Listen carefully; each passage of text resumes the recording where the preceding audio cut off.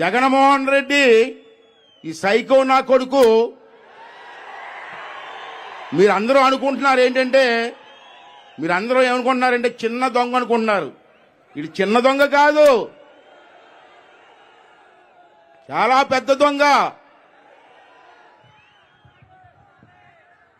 మీకు ఒక విషయం చెప్పాలి, వీడు చిన్న దొంగ కాదు, ఆర్థిక ఉగ్రవాది.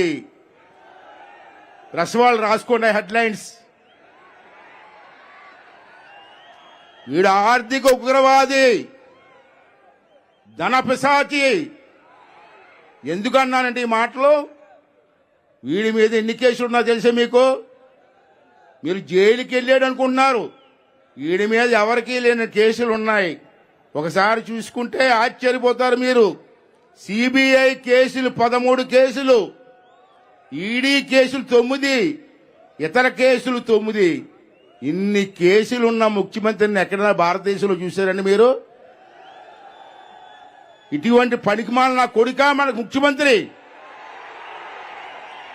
ఆంధ్ర రాష్ట్ర ప్రజలు సిగ్గుపడవలసిన అవసరం ఉందా లేదని అడుగుతున్నాను ఈవేళ. ఆ రోజు మాయ మాటలు చెప్పాడు, మీకు తెలుసు. ఎన్ని మాయ మాటలు చెప్పాడండి, ప్రజలను నమ్మించాడండి. ఏయ్ జగన్మోహన్ రెడ్డి, ఆ రోజు పాదయాత్ర చేయడం కాదురా, ఈరోజు చెయ్యరా దమ్ముంటే. ఈరోజు చేయి దమ్ముంటే. చెయ్యలేవు, నాకు తెలుసు, నీకు తెలుసు చెయ్యలేవని. అందుకే హెలికాప్టర్లు తిరుగుతాడు ఈ మధ్యని, రోడ్డు మీద తిరుగుతున్నాడు. ఎక్కడన్నా 6 కిలోమీటర్లు 8 కిలోమీటర్లు కూడా హెలికాప్టర్లు తిరిగే పరిస్థితి వచ్చింది వాడికి. ఎందుకు వచ్చిందంటే రోడ్డు మీద పాదయాత్ర చేస్తే మగాలి కాదు, ఆడవాళ్ళు చెప్పులు ఇచ్చి కొడతారు. ఇవాళ పోలీసులు ఉన్నారు ఇక్కడ. ఈ పోలీసులు లేకుండా పాదయాత్ర చేయమనండి. పోయి పోలీసులు ఇక్కడ చాలా మంది ఉన్నారు, మీకు కూడా చెప్తున్నాను, మీ డబ్బులు కూడా తెప్పించారా బాబు, తెలుసా మీకు? పోలీసులు ఇక్కడ ఉన్నారా? వినండి వినండి. అటువంటి దొంగోడి కాపలా కాయడం కాదు, ప్రజలకు కాపలా కాయండియా. మీరు భార్య పిల్లల కోసం దాచుకున్న డబ్బు కూడా దోషించాడు ఈ జగన్మోహన్ రెడ్డి, మీకు తెలుసా?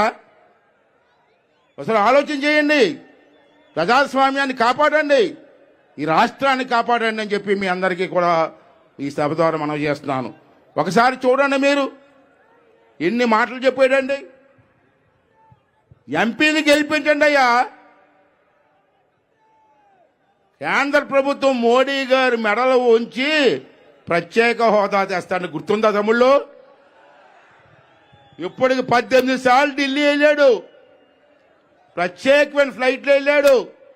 మోదీ గారు రూమ్లోకి వెళ్తాడు, తలుపులు వేసుకుంటారు, 20 నిమిషాల తర్వాత బయటకు వస్తాడు. వచ్చిన తర్వాత ప్రెస్ వాళ్ళు చెప్పాలి, మోడీ గారితో ఏం మాట్లాడి చెప్పాలి కదా, చెప్పడం, ఇలా ఊపుకుంటూ పోతూ ఉంటాడు. నాకు అనుమానం వస్తుంది, లోపలికి వెళ్ళి 20 నిమిషాలు ఏం చేసేవారు ఆ లోపల? ప్రత్యేక హోదా అడిగావా? ఏమిటి పిసికెత్తున్నావా? కాలు పిసికెత్తున్నావా? మరి 18 సార్లు ఢిల్లీ ఎందుకు వెళ్ళావు నువ్వు? ఏ పని మీద వెళ్ళావు అడుగుతున్నాను ఈవేళ. వాడి కేసులు కాపాడుకోవడం కోసం, వాళ్ళ బాబాయ్ కేసు కాపాడుకోవడం కోసం ఢిల్లీ వెళ్తాం తప్పించి ప్రత్యేక హోదా కోసం కాదు తమ్ముడు. ఒకసారి మీరు అందరూ కూడా అర్థం చేసుకోవాల్సిన అవసరం ఉందని చెప్పి మనం చేస్తున్నాను ఈవేళ. సోదరులారా, మీ అందరికీ తెలుసు, పోలవరం అది ఆంధ్ర రాష్ట్రానికి ఒక వరం. అది పూర్తయితే 8 లక్షల ఎకరాల పైన ఉత్తరాంధ్ర వరకు సాగు అవుతుంది, కొన్ని లక్షల ఎకరాలు సాగు అవుతుంది, కరెంటు ఉత్పత్తి అవుతుంది, చుట్టుపక్కల గ్రామాలన్నిటికీ మంచి నీరు వస్తుంది. అటువంటి పోలవరాన్ని చంద్రబాబు నాయుడు గారు వరంగా తీసుకొని ప్రయత్నం చేస్తే 72% మేము పూర్తి చేస్తే, నా కొడకల్లారా ఏం చేశారా మీరు ఈ 4 సంవత్సరాలు అడుగుతున్నాను నేను. 2% కూడా పూర్తి చేయలే. నువ్వే ముఖ్యమంత్రి అడుగుతున్నాను ఈవేళ. మొన్నటి వరకు ఇరిగేషన్ మినిస్టర్ నెల్లూరు జిల్లా ఎవరంటాడు? అనిల్ కుమార్. అమ్మో, అసెంబ్లీలో తొందర ఎందుకు బ్రదర్, వచ్చేస్తాం బ్రదర్, పారేస్తాం బ్రదర్ అన్నాడు. ఆ నీరు కనపడలేదు, ఆడు కనపడలేదు ఎక్కడ. తర్వాత ఇప్పుడు ఒక్క కొత్త మంత్రి వచ్చారు, అంబటి రాంబాబు గారు పోలవరం ప్రాజెక్టు ఏంటంటే నాకు అరగంట చాలు అంటాడు. అదే పోలవరం గురించి చెప్పబోయే అంటే నాకు అరగంట చాలు అంటే దేనిగా అరగంట? మా విశాఖపట్నంలో మంత్రి ఉన్నాడు, ఇప్పుడు లేళ్ళని తీసి పారదెప్పారు, అవంతి శ్రీనివాసరావు. శ్రీనివాసరావు గారు ఏం చేస్తున్నారంటే నాకు గంట చాలు అంటాడు. ఇక్కడ రింగిల్ రాణి ఉంది రోజా, ఆవిడ టూరిజం మినిస్టర్. మా విశాఖపట్నంలో అరకు, పాడేరు అంతా టూరిజం ఏరియా. ఒకసారి విశాఖపట్నం వస్తే మంత్రి గారు మా పాడేరులో కానీ అరకులో కానీ ఏదో ప్రాజెక్ట్ ఇవ్వండి అంటే దాని గురించి చెప్పదు, నా సొగసు చూడు మాయా అంటది. ఏంటి మంత్రులు ఏంటి నాకు అర్థం కావట్లే. మేము అడిగింది ఏంటి, నీ ఉద్యోగం ఏంటి, నువ్వు మాట్లాడే మాటలేంటి? ఇవాళ లోకేష్ గురించి మాట్లాడతావా? ఏంటి నీకు అర్హత ఉంది రోజా? నీ మేకప్ చూస్తే రాత్రులు కూడా భయపడిపోతాం, పగల భయపడిపోతాం. అంచేత ఇటువంటి మంత్రులు, ఇటువంటి పరిపాలన ఈరోజు రాష్ట్రంలో నడుస్తుంది. దాన్ని మనం కాపాడుకోవాల్సిన అవసరం ఉంది. రాష్ట్ర భవిష్యత్తుని కాపాడవలసిన అవసరం ఉంది. మన పిల్లల తాలూకు భవిష్యత్తుని కాపాడవలసిన అవసరం ఉందని చెప్పి ఈ సందర్భంలో మీ అందరికీ మనం చేస్తాను. సోదరులారా, మీకు తెలుస్తూ ఉద్యోగస్తులు ఉన్నారు రాష్ట్రంలో. వాళ్ళందరూ కూడా బాగా చదువుకున్న వ్యక్తులు, ఆలోచన చేయకుండా తప్పుడు చేశారు. మొన్న మా ఎలక్షన్లో ఎలక్షన్ అయిందని నా దగ్గర కొంతమంది వచ్చారు. సార్ జగన్మోహన్ రెడ్డికి 2 చేతులతో ఓట్లు ఇస్తాం సార్ అన్నారు నాతోటి. తర్వాత ఆయన వెళ్ళిపోయిన తర్వాత ఆ దొంగనా కొడుకు మోసం చేశాడు సార్ అంటున్నారు. వాళ్ళని మోసం చేశాడు. అంటే ఈవేళ ఉద్యోగస్తులకి సిపిఎస్ ఇస్తానన్నాడు. ఆ రోజు మీటింగ్లో చెప్పాడు, తమ్ముడు వారం రోజులని సీఎం అవుతున్నాను, వచ్చినన్నే సిపిఎస్ అన్నాడు. ఈవేళ 4 సంవత్సరాల అయిపోయింది. మరి సిపిఎస్ ఎక్కడుంది తమ్ముడు? ఉద్యోగస్తులారా అసలు ఆలోచన చేయండి. మీరందరూ కూడా అర్థం చేసుకోవాల్సిన అవసరం ఉంది. ప్రతి జనవరిలో కూడా కుర్రవాళ్ళకు ఉద్యోగాలు ఇస్తాడు. గెలిచిన వెంటనే 7 లక్షల మందికి ఉద్యోగాలు ఇస్తాడు. ఇవాళ ఏ కుర్రవాడికి ఉద్యోగాలు ఇచ్చావు నువ్వు? ఒక ఫ్యాక్టరీ అనేది ఇచ్చావు రాష్ట్రానికి? ఉన్న ఫ్యాక్టరీలన్నీ పారిపోయారు. సాఫ్ట్వేర్ కంపెనీ పోయింది, హార్డ్వేర్ కంపెనీ పోయింది, ఆఖరికి అండర్వేర్ కంపెనీ కూడా పోయింది. అండర్వేర్ కంపెనీ అంటే అర్థమైంది మీకు? ఏ కంపెనీ అది? వీడి ప్రతాపం అది. వీడికి తెలుగు రాదు, ఇంగ్లీషు రాదు, హిందీ రాదు. వీడు ముఖ్యమంత్రి మనకి. నేను అడుగుతున్నాను, వీడు పెద్ద నత్తినా కొడుకు. మొన్న రాజమండ్రి వచ్చాడు. రాజమండ్రి ఆ మీటింగ్లో రాజమహేంద్రవరం అని పలకలేకపోయాడు వీడు. వీడనే ముఖ్యమంత్రి మనకి. లోకేష్ బాబు ఎలా మాట్లాడతాడు? దమ్ముంటే రాలేదు మాట్లాడదాం. రాలేవు నువ్వు. ఎంతసేపు వెనకాత తాగుబోతున్నా కొడుకుల్ని, ఆ గుడిచెట్టు నానిగాడిని, ఇక్కడ ఉన్నాను ఎమ్మెల్యే అని వెనకాల తప్పించి నువ్వు చేసింది ఏముంది ఇక్కడ చెప్పండి ఒకసారి. ఇవన్నీ కూడా ఒకసారి అర్థం చేసుకోవాల్సింది. ఒక విషయం చెప్పాలా, టైం లేదు. మీరందరూ కూడా లోకేష్ బాబు గారి స్పీచ్ కోసం ఎదురు చూస్తారు నాకు తెలుసు. ఒక రెండు విషయాలు సోదరులారా, మీ నాయకులు అందరూ గమనించవలసింది. మీ ఎలక్షన్ ముందు ఆ దుర్మార్గుడు మాట ఇచ్చాడు పెన్షన్ గురించి. అసలు రాష్ట్రంలో పెన్షన్ పెట్టింది నందమూరి తారక రామారావు గారు. మీ అందరూ తెలుసా? ఆ రోజుల్లో 30 రూపాయలు అంత ఇచ్చారు. అది అలా పెరుక్కుంటూ చంద్రబాబు నాయుడు గారు 2,000 రూపాయలు చేశారు. మొన్న ఎలక్షన్లో చంద్రబాబు నాయుడు గారు మేము అంతా అన్నాం, మాకు ఓటేసి గెలిపిస్తే 3,000 ఇస్తా ఉన్నాం. ఆ దుర్మార్గుడు కూడా 3,000 రూపాయలు ఇస్తారంటే మా మాట నమ్మకుండా ఆ దుర్మార్గుడు మన నాట ఓటేశారు. సోదరులారా, నేను ఒకటి అడుగుతున్నాను, మిమ్మల్ని ఎప్పుడైనా ఆలోచించారా? గెలిచిన దగ్గర నుంచి 3,000 ఇచ్చాడా లేదా?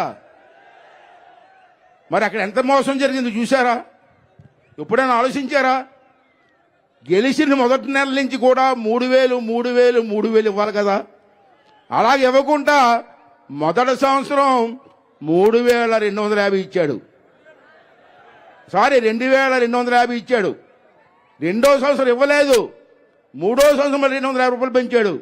మళ్ళీ నాలుగో సంవత్సరం అలా చేసుకుంటూ వచ్చి అలా తగ్గించుకుంటూ రావడం వల్ల ఒక్కొక్కరికి ఎంత నష్టం జరిగిందో మీరు ఎవరన్నా ఆలోచించారా? ఎప్పుడన్నా లెక్కేశారా? మీరు మీ నాయకులు కానీ ప్రజలు కానీ ఆలోచించారా? లేదు. అలా తగ్గించుకుంటూ రావడం వల్ల ఒక్కొక్కడికి 26,450 రూపాయలు బొక్క పెట్టాడు. మీరు ఇంటికి వెళ్ళి చూసుకుని ఆలోచించండి. ఇవాళ ముసలి వాళ్ళని, భర్త చచ్చిపోయిన ఆడవాళ్ళని మోసం చేసే దుర్మార్గు నా కొడుకు జగన్మోహన్ రెడ్డి. అటువంటి వాడిని ఏం చేయాలి మనం? తరిమి కొట్టాలా వద్దా ఒకసారి ఆలోచన చేయవలసినటువంటి అవసరం ఉంది. ఇంకో విషయం బాబు, రెండు విషయాలు ఏంటంటే, మా ఇంట్లో అమ్మాయి పెళ్ళి అయితే పెళ్లి కుదిరింది, పెళ్లి చేయాలి కదా. డబ్బుల్లో ఏం చేస్తాం మనం? ఆస్తి అమ్ముకుంటాం, లేదా బ్యాంకులో అప్పు తీసుకొచ్చి పెళ్లి చేస్తాం. కానీ దుర్మార్గ నా కొడుకు ఎంత తెలివి తక్కువ నా కొడుకు అంటే, తెలివి తక్కువ కూడా కాదు, అధిక తెలివితేటలు. బ్రాందీ షాపుల మీద అప్పు తెచ్చేసాడు నా కొడుకు. బ్రాందీ షాపులు లేకుండా చేస్తానని ఎలక్షన్లో మాట ఇచ్చి బ్రాందీ షాపుల మీద ఎంత తెచ్చేసాడు మీకు? 8,300 కోట్లు అప్పు తెచ్చాడు బ్రాందీ షాపుల మీద. ఎప్పుడన్నా విన్నారా? మళ్ళీ వడ్డీ ఎంతో తెలుసా? అప్పుకి 9.62% వడ్డీ. ఎన్నాళ్ళకి తనఖా పెట్టాడు తెలుసా మీకు? 25 సంవత్సరాలు తనఖా పెట్టాడు. ఈ నా కొడుకు 6 నెలల్లో జైలుకి పోతాడు, 25 సంవత్సరాలు తనఖా పెడతాడా? ఒకసారి ఆలోచన చేయండి, ఎంత దుర్మార్గం ఇది. ఇంకో విషయం, 30 లక్షల మందికి ఇల్లు కడతానన్నాడు ఆ రోజు. మీ అందరి ముందు మాట ఇచ్చాడు. ఇప్పటికీ చెప్తాడు కొన్ని మీటింగుల్లో, 30 లక్షలు ఇల్లు ఇచ్చాను, 30 లక్షలు ఇల్లు ఇచ్చానంట. అలాగా అసలు విషయం చెప్పంటారా మీకు? 30 లక్షల ఇల్లు కాదు, ఒక్కొక్క ఇంటికి 1,80,000 రూపాయలు ఇస్తున్నారు గవర్నమెంట్. ఆ 1,80,000 రూపాయలు కూడా 1,50,000 రూపాయలు కేంద్ర ప్రభుత్వం ఇస్తుంది, ఈడు కాదు. ఇంకా 30,000 ఉంది, ఆ 30,000 కూడా ఈడు ఇవ్వట్లేదు. ఉపాధి హామీ పథకం నరేగా డబ్బుల్లో కూలీలు డబ్బులు తీసి మీకు ఇస్తున్నాడు. అంటే 1,80,000 రూపాయలు కూడా ఈడు ఇవ్వలే, ఒక పైసా కూడా ఇవ్వలే. కానీ దుర్మార్గుడు ఇల్లు నేను కట్టాడు. మోదీ గారి కొడుకు పుడితేట ఈడు ముద్దులు పెట్టుకుంటాడా? సిగ్గుందరా నీకు? ఏం జన్మరానిది? ఒకసారి ఆలోచన చేయవలసినటువంటి అవసరం ఉందని చెప్పి ఈ సందర్భంలో మీకు మనవి చేస్తూ, సోదరులారా, రాబోయే రోజుల్లో రాష్ట్ర భవిష్యత్తు మనకు ముఖ్యం. విశాఖపట్నాన్ని తగలబెట్టేశారు, సుమారు లక్షలాది కోట్లు తగలబెట్టేశారు. ఈవేళ కూడా స్కామ్ జరిగింది, ఇప్పుడే మధ్యాహ్నం మాట్లాడాను నేను. రాష్ట్రాన్ని అంతా తగలబెట్టేశారు. ఈ రాష్ట్రాన్ని కాపాడవలసిన బాధ్యత ఈ రోజు మీ అందరి మీద ఉందని చెప్పి మనవి చేస్తాను. సైనికుల్లా పనిచేయండి, రాష్ట్ర భవిష్యత్తుని కాపాడండి, మన పిల్లల భవిష్యత్తుని కాపాడండి, తెలుగుదేశం పార్టీని గెలిపించండి. నారా లోకేష్ గురించి నేను చెప్పనవసరం లేదు, అతనికి అది నిరూపించుకున్నాడు.